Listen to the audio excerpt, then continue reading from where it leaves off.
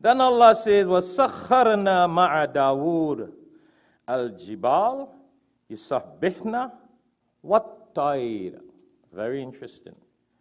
وَكُنَّا فَاعِلِينَ. In this verse 79. Another point now. Allah says that He gave the power, the ability to Dawood alayhi salatu wasalam,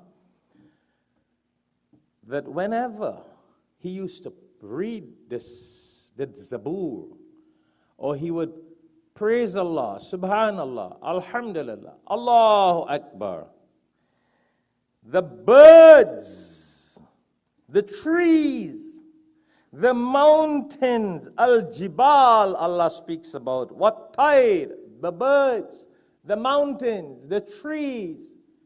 And in some other, according to some other mufassirin, the animals would praise Allah together with him.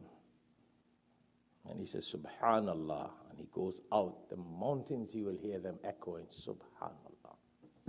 See how powerful. This is Quran. This is no kahani story here. When we tell some of you, and I tell myself and remind you, let's do Subhanallah every day. Do Alhamdulillah. Do 100 times Astaghfirullah. We don't do it. Here you have the mountains and the trees and the birds doing it. You understand?